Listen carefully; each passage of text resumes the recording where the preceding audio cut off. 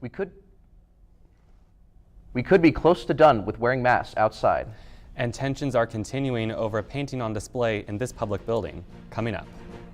From the Northwest Public Broadcasting Studios on the campus of Washington State University, this is Murrow News 8. And I'm Alex McCollum. Welcome to Murrow News 8. Whitman County has reported 35 new confirmed COVID-19 cases as of yesterday. This brings the case total to 9,012 as of today.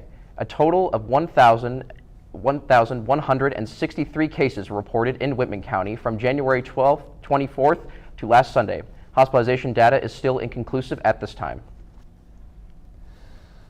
Although Governor Inslee is lifting the outdoor mask mandate for large events, he plans to continue the indoor mandate for a few more weeks. According to the spokesman review, Inslee says it's no longer a matter of if the mandate will lift, it's a question of when. While Omicron cases are decreasing, the east side of the state is still lagging a bit behind the west. Inslee says he needs another week of numbers before he makes a decision. Neal Public Library is partnering with Pullman Regional Hospital to promote health literacy. According to Pullman Radio News, the new program is called Read into Wellness. Health and wellness books will be available every month for checkout at the library. The hospital will purchase 4 copies of each book selected every month.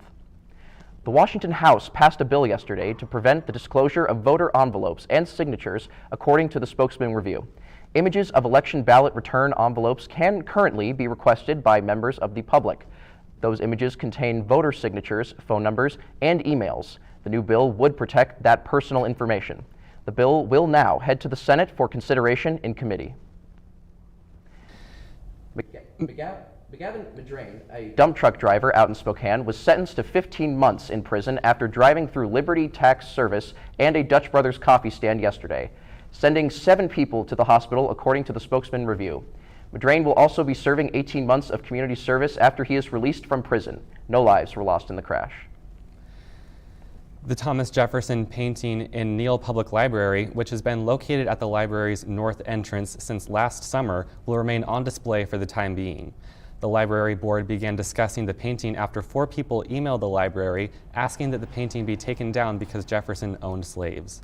The board agreed to let the painting stay up until this summer because of the library's policy of rotating art in and out of storage.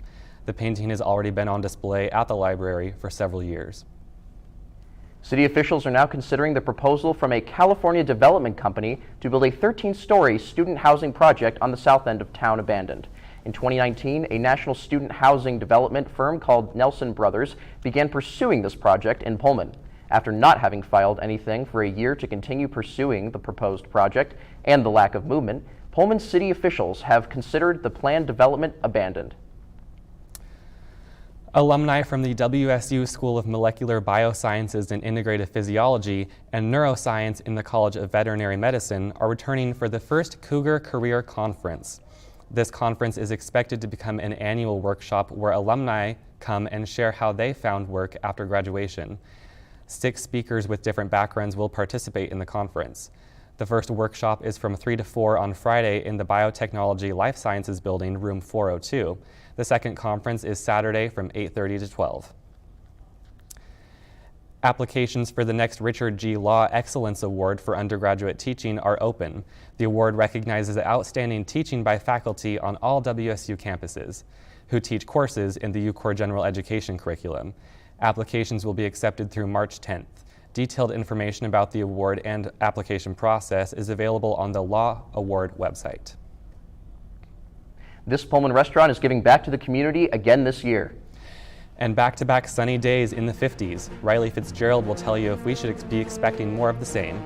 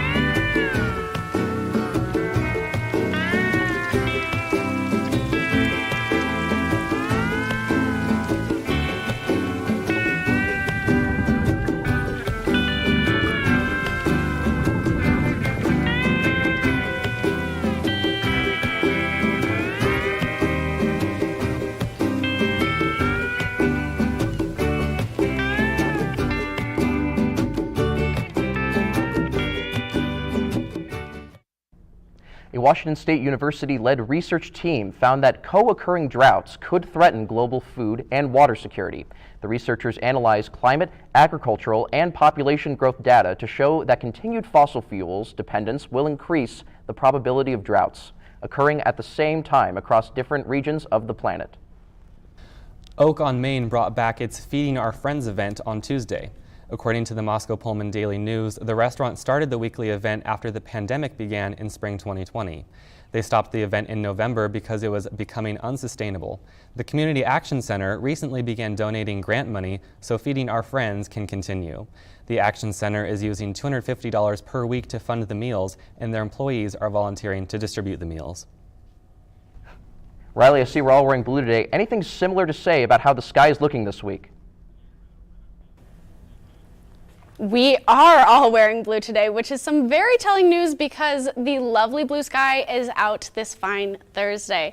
That's what I'm loving today. What I'm not loving today, however, is the wind. We've got winds around 14 miles per hour today, but gusts will reach up to 28 miles per hour. Our high might be 57, and it might be a little bit deceiving because of that wind, but it'll calm down a little bit by tonight.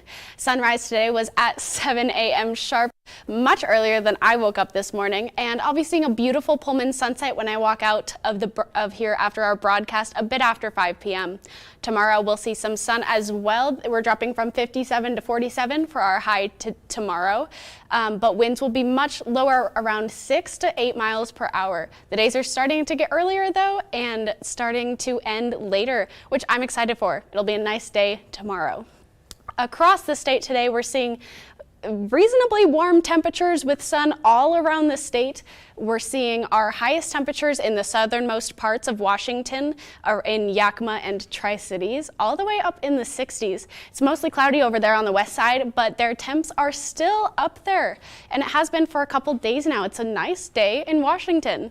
Moving on to the 5-day forecast, we're seeing the temperatures go up during the weekend. I, for one, am very much looking forward to this good weather on Saturday leading into Sunday, and not as looking forward to the chance of rain and snow coming on Monday. Tuesday is going to be a nice day, though, and I'm hoping it'll just get better from here on out. I'm Riley Fitzgerald with your weather. Let's head back to the desk. Thanks, Riley. Another source for local basketball, not a part of WSU. And Cougar Track splits the squad to compete in 3 different meets.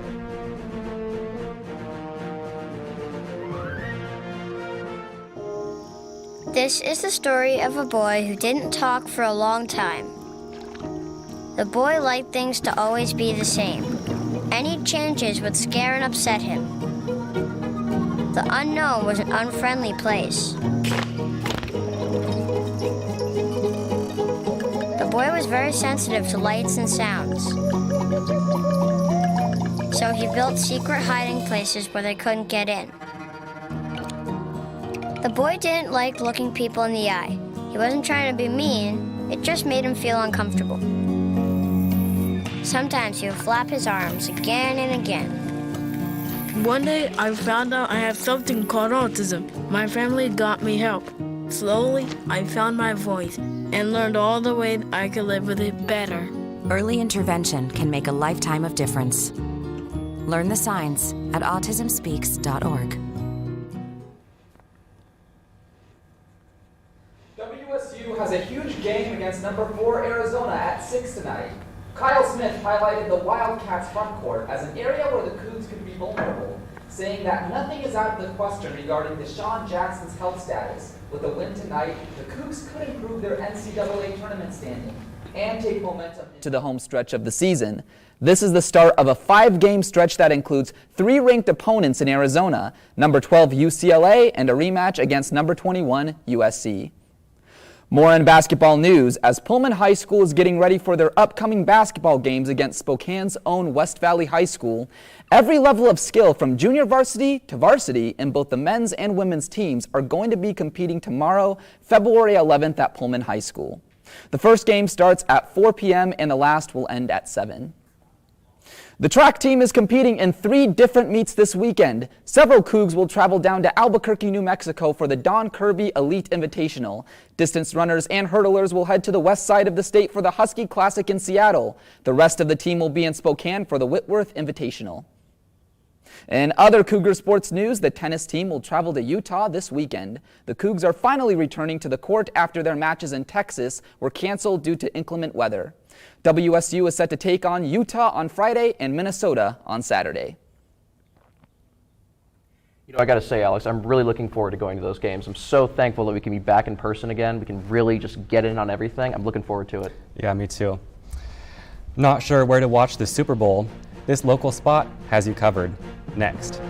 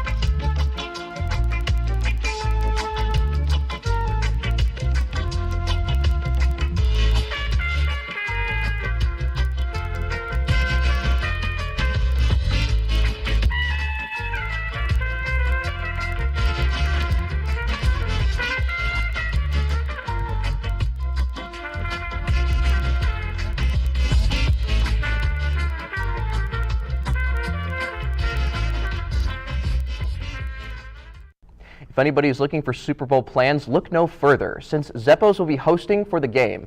They plan on having 30-plus televisions and deals on pizza and domestic beer for large parties of any Rams or Bengals fans. Volunteers at the Colfax Library are offering free tutoring for students ages 6 to 16. According to Pullman Radio, tutoring will take place every Monday and Tuesday from 2 to 4:30 p.m. Retired educators Ellen and Paul Pack will offer help located at the library.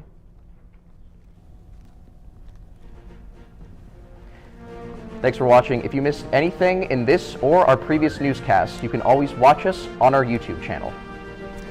More news can be found at nwpb.org/mn8, and you can follow us on Facebook and Twitter. Have a good night.